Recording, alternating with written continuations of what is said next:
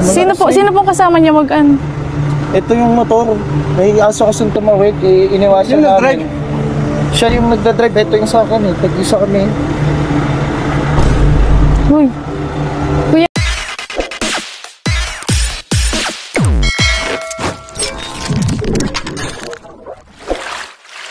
Okay guys, isang mapagpalang umaga, tanghali, gabi po sa inyo lahat. Sana po ang lahat ay nasa mabuting kalagayan at ligtas po sa anumang kapahamakan. Sana po kayo dako ng mundo naroroon. Ako po muli ang inyong lingkod, Maestro 21 TV. At sa ating video ngayong araw na ito mga kalingap, alam ko marami na pong nakapanood ang part 83 po ng EDSI Love Team serye o Kalingap serye. Okay, alam ko marami pong kinilig sa napaka-cute po napaka-cute po na reaction po ni Baby Beyonce sa isang sitwasyon kung sakali po ay ito ay totoong mangyayari kay Papa Eds. Okay? So babalikan po natin mga kalingap ang nakakakilig po na eksena ng part 83 at tayo po ay magbibigay po ng kaunting komento, kuro-kuro at opinion at syempre reaction. Pero bago po yan, tayo muna po ay magbibigay po guys sa ama at founder po ng Kalingap, Kuya Bal Santos Matubang. At tangkilikin po natin Ate Edna Vlog, Kalingap Rob, Kalingap Dan. At kung bagong dating lang po kayo sa munting channel na ito, sana po ay inyo rin pong tangkilikin sa pamamagitan po ng inyong pagbibigay ng like, share, and subscribe. At tuloy, pindutin na rin po ang notification bell. At nang sa ganun, tayo pa rin po ay magkita-kita at magsama-sama sa susunod pa pong mga reaction videos na ating gagawin. Likewise, may shout out sa ating mga kasabahan po dyan sa Karepa, Kalingap Reactor Partners. Sa pamumuno po yan ng ating butihing presidente, Javier De Leon, aka Birador. Okay? So sa ating pagpapatuloy mga Kalingap ay sabay-sabay muna nating panuurin nga at balikan po natin yung nakakagilig at cute na reaction po ni Baby Beyonce noong nandun na po sa sitwasyon kung saan po ay sinasabi na itong si Papa Eds ay nadisgrasya. Panuorin po natin mga kalingap. Saan daw sila? Dito daw sa may papunta na. Hindi mo talaga masabi Grabe kasi yung daan dyan. Tingnan mo naman yung daan. Madulas pati. Kabuhangin. Ay! May tumawid daw kasing aso. Ay, ganun ba? Shit. Dapat kasi pag mga ganyan dahan-dahan lang. Pag bigla kasi yung aso. Bigla kasi yun. Bilis din po pati. Kaya naman nagpagpatakbo kuya ay. Sino? Sense? Uy, Sir Romeo yun Ay bro, Sir Romeo yun Andun bro. Sorry. Yun lang pala malapit na. Pambihira naman. Ay, gagi. Pambihira yan. Sige.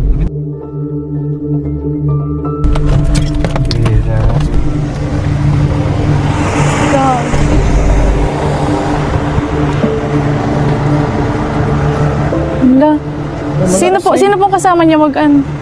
Ito yung motor. May aso kasing tumawid, iniwasan namin. Siya yung nagdadrive, ito yung sa akin tag-isa kami. Uy. Kuya, Dali natin sa hospital? dali na po natin. Uy, nginginig mo. Wala nga. Relax lang bro.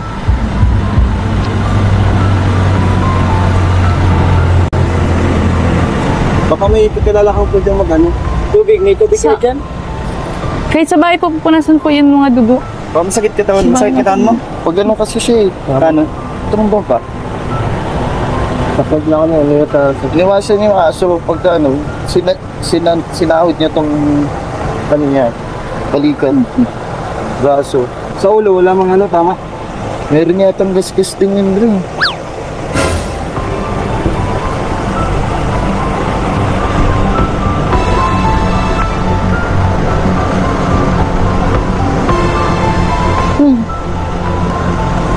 Eds, Eds. Nahila ako ba? Nahili lang ako. Ingat. Hindi mo naiwasan.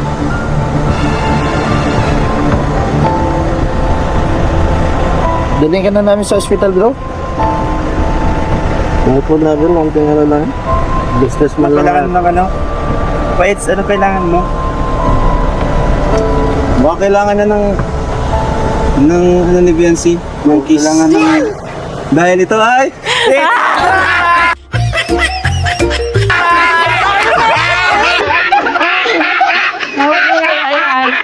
Sabi ko na sa inyo, sugat!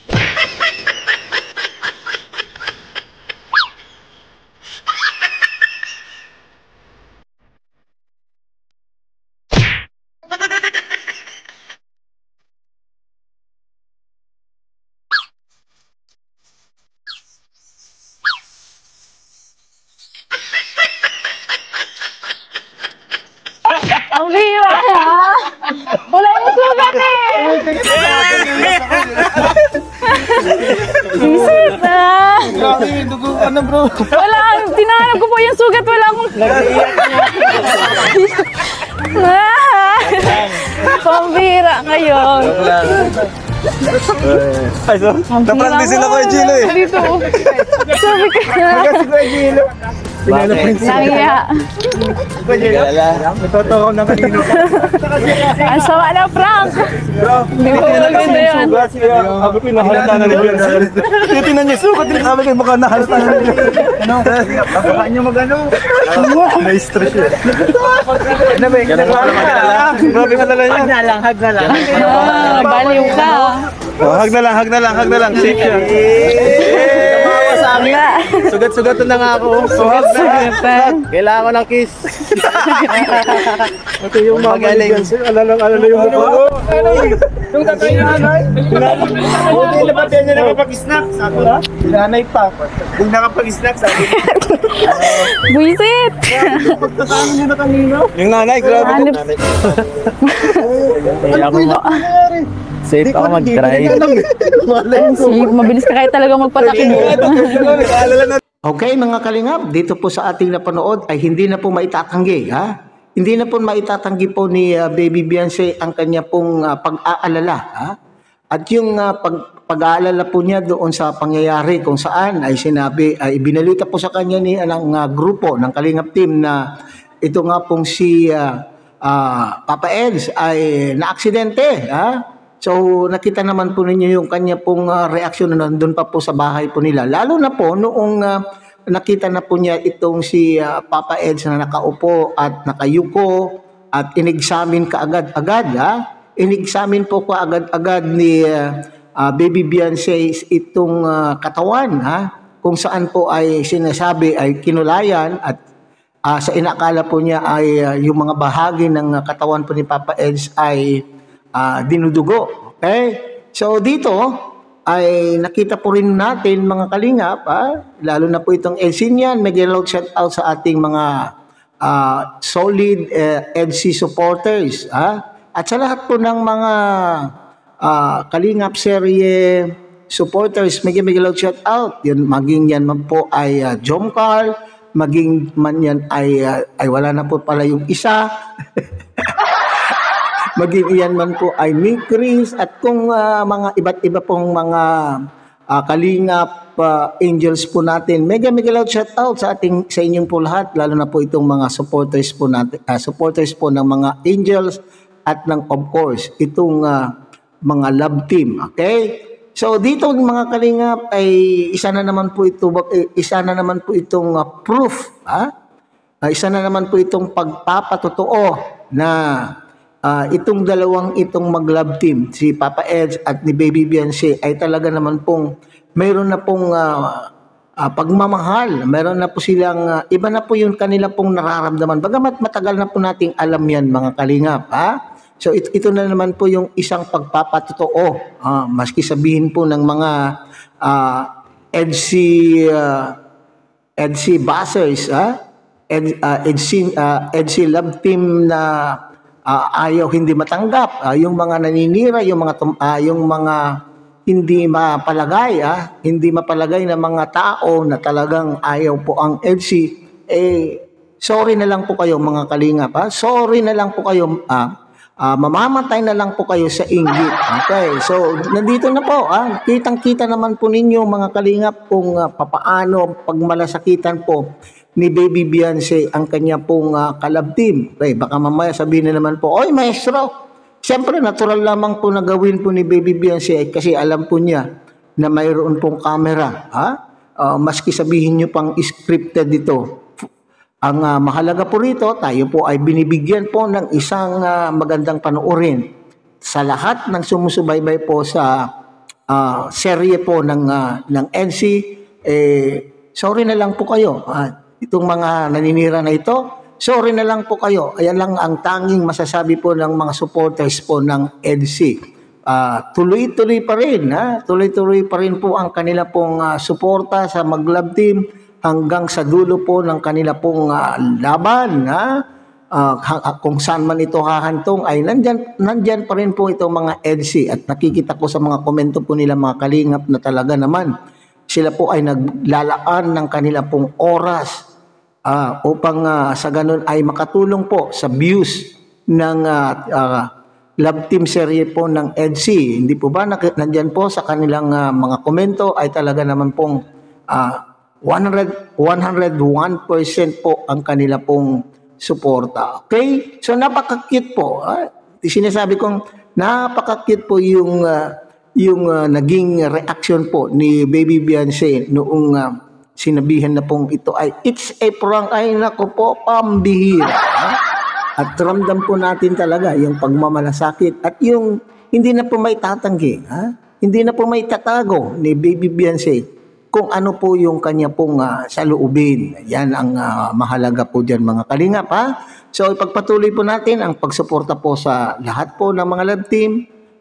Lalo na po ito dito po kay EDC kasi siya po ang binibigyan po natin ngayon ng reaction. Pero sana lang po, nandito po tayo sa kalingap, lahat po ng mga kalingap angels, lahat po ng love team kalingap serye ay sana po ay ating pong suportahan at aabangan po natin ang part 84 ng EDC Kalingap serye.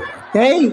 So yan lang po tayo ang mga kalingap. So sa susunod po, sana po ay nandito pa rin kayo sa susunod pa nating pagbibigay ng iba pang reaction. Muli, tangkilikin po natin Kuya Bal Santos Matubang, Ate Edna Vlog, Kalingap Rob, Kalingap Dan at siyempre muli, pinapakiusapan po kayo ng inyong pong lingkod na sana po ay inyo rin pong tangkilikin ang munting channel na ito sa pamamagitan po ng pag-like, share, and subscribe at tuloy pindutin na rin po ang notification bell at nang sa ganon tayo pa rin po ay magkita-kita at magsama-sama sa susunod pa pong mga reaction videos na ating gagawin. Muli, isang mapagpalang umaga, tanghali, gabi po sa inyong lahat.